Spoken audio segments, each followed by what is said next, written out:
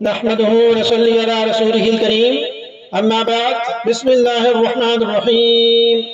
ابو سعید خدری رضی اللہ عنہ سے روایت ہے کہ نبی اکرم صلی اللہ علیہ وسلم نے فرمایا قیامت کے دن یہ زمین ایک روٹی بن جائے گی، اللہ تعالیٰ اہل جنت کی مہمانی کے لیے اسے اپنے ہاتھ سے الٹ پلٹ کر روٹی کی طرح بنا دے گا۔ جس طرح تم میں سے کوئی شخص سفر میں روئی کو الٹ پلٹ کرتا ہے۔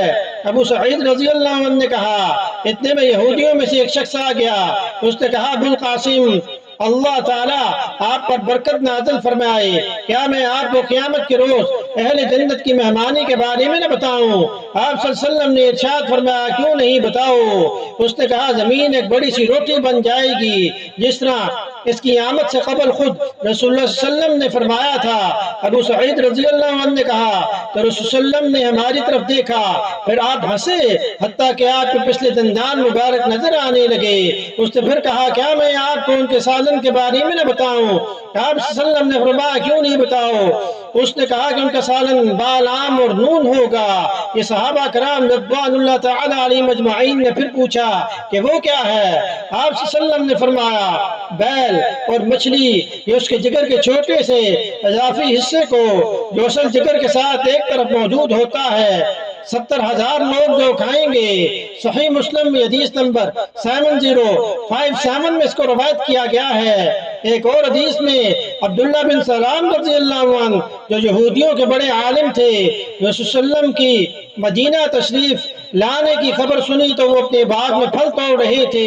وہ اسی وقت نبی اکرم صلی اللہ علیہ وسلم کی خدمت میں حاضر ہوئے اور عرض کیا میں آپ سے ایسی 3 چیزوں کے متعلق پوچھتا ہوں جنہیں نبی کے سوا اور کوئی نہیں جانتا، بتائیں قیامت کی نشانیوں میں سے سب سے پہلی نشانی کیا ہے؟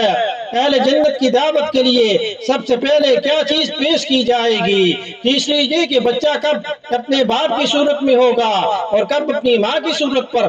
نبی اکرم صلی اللہ علیہ وسلم نے فرمایا کہ مجھے ابھی جبرائیل علیہ السلام نے آ کر ان کے متعلق بتایا۔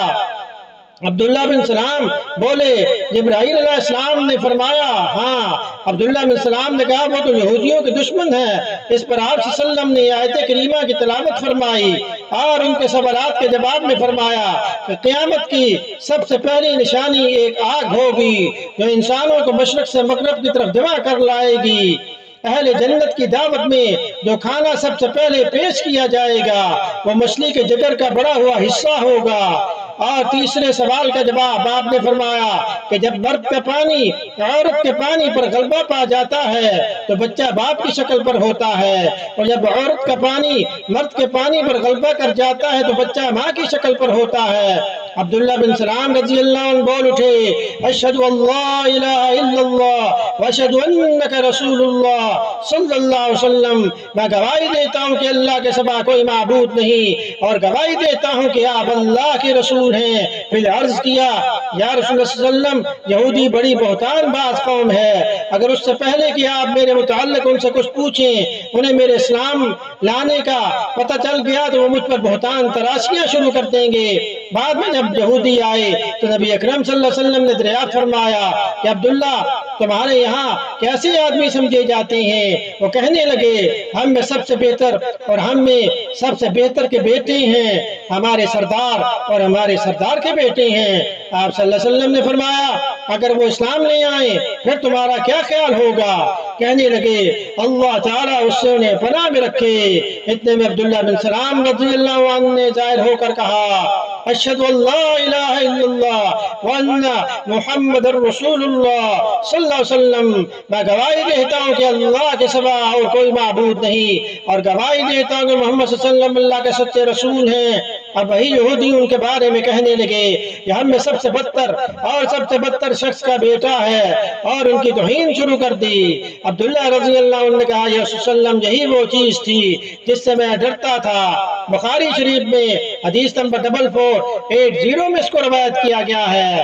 تو اللہ پاک ہمیں جنت نصیب کرے، سنت پر عمل کرنے کی توفیق عطا فرمائے۔ وما علینا الا البلاغ المبین۔